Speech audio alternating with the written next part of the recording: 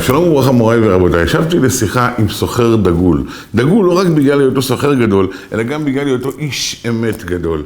אחד שיודע להסתכל במציאות, להסתכל במראה ולהגדיר את הדברים נכוחה.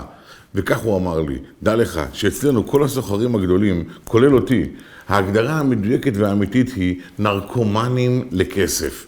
אנחנו לא יכולים בידיו, חושבים עליו כל הזמן ועושים את כל צעדינו אך ורק על פיו.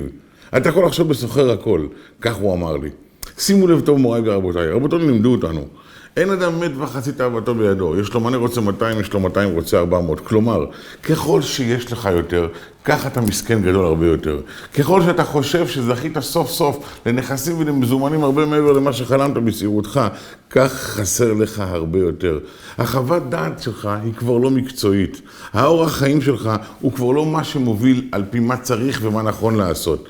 הכסף הופך להיות מטרה בפני עצמו. כאשר אתה מסתכל על הכסף שלך כאמצעי, אתה חכם מספיק גדול ויודע היכן להשקיע אותו, גם ברוחניות, גם בגשמיות וגם בבני המשפחה. אבל כאשר הכסף מקבל ערך כלשהו, באותו רגע אתה מתייחס אליו כאל הדבר הנכון והצודק, וכל מה שמסביב כאל דבר פחות בוער, פחות חשוב ופחות הכרחי. איך יוצאים מזה? איך ניצלים? איך ניתן לקבל את החוות דעת המקצועית, את השיקול הדעת האמיתי לפני כל צעד שאנחנו עושים? היו אומרים על הגויים שיש לנו נס שהם אוהבים שוחד, כי בזכות השוחד השופטים של הגויים עורכים משפט צדק, כי תמיד הם שונאים את היהודי. כאשר היהודים מביא להם שוחד, הם מיישבים את היהודים מול הגוי, ורק אז פוסקים משפט צדק, כי בדרך כלל היהודי באמת צודק. כך זה נכון גם לגבינו. אם אתה יודע שיש לך תאוות ממון, אתה אמור לדעת שכל החלטה שלך מלווה באותה תאווה.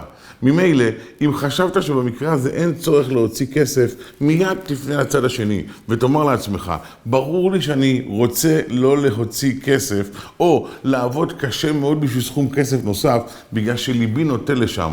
אני מוחק עד כמה שאפשר את הדעה הזאת, מנסה להתייחס מחדש למבחן מבלי לחשוב על ההוצאה או ההכנסה הכלכלית, ורק לאחר מכן מתרגם את זה לחיי המעשה. האם המעשה הזה הוא נכון או לא? האם זה לא היה על חשבוני, או שההכנסה לא הייתה מגיעה אליי? הייתי בעד אותה הוצאה או הכנסה או לא? אם למרות הכל אתה חושב שזה נכון, אתה יכול לסמוך על עצמך.